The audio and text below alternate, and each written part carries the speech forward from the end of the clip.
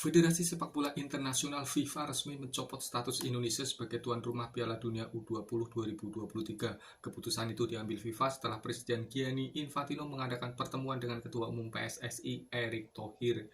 Dalam pernyataan resminya, FIFA akan segera mengumumkan negara pengganti tuan rumah Piala Dunia U20 2023. FIFA juga menyatakan bahwa PSSI bisa dijatuhi sanksi menyusul keputusan ini. Hal ini diambil FIFA setelah adanya penolakan timnas Israel oleh beberapa tokoh publik hingga partai politik. Mereka yang menolak kehadiran timnas Israel adalah yang pertama, Ganjar Pranowo, Gubernur Jawa Tengah. Ganjar Pranowo menolak tim nasional Israel turut berlaga di Piala Dunia U2023 Indonesia. Kader PDI Perjuangan ini menyatakan sikap penolakan ini merupakan perwujudan komitmen bersama dalam upaya kemerdekaan Palestina sesuai amanat Presiden Soekarno. Yang kedua adalah Iwayan Koster, Gubernur Bali. Iwayan Koster juga turut menolak partisipasi tim nasional Israel dalam ajang ini. Bahkan Koster yang juga kader PDIP sampai mengirim surat kepada Menteri Pemuda dan Olahraga RI untuk melarang timnas Israel main di Bali. Dalam surat tersebut juga tertulis Bali menolak kedatangan timnas Israel. Yang ketiga, PDIP. Partai politik turut memanasi gelombang penolakan ini, salah satunya yaitu PDIP yang dimotori oleh Ganjar dan Koster sebagai kader yang turut menolak keikutsertaan Israel. Yang keempat, PKS, Partai Keadilan Sejahtera.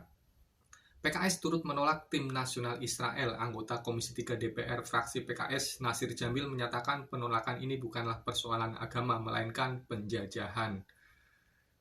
Partai politik selanjutnya adalah PAN. Wakil Ketua Umum Partai Amanat Nasional, Yadri Susanto, menyatakan tak setuju jika Israel turut berlaga di Piala Dunia U20 edisi Indonesia.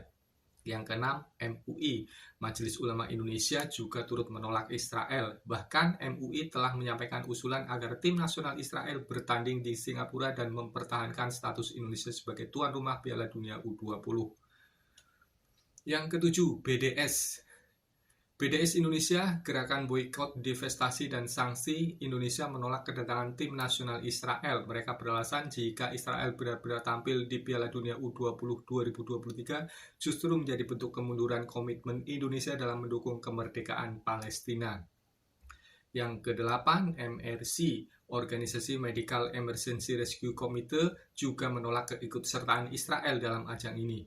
Mereka menilai bahwa ini saat yang tepat untuk Indonesia sebagai sahabat sejati Palestina guna menunjukkan dukungan yang real kepada Palestina. Yang ke-10, Persaudaraan Alumni 212. Persaudaraan Alumni 212 juga menolak tim nasional Israel. Mereka tak ingin tim nasional Israel menginjakan kaki di Indonesia.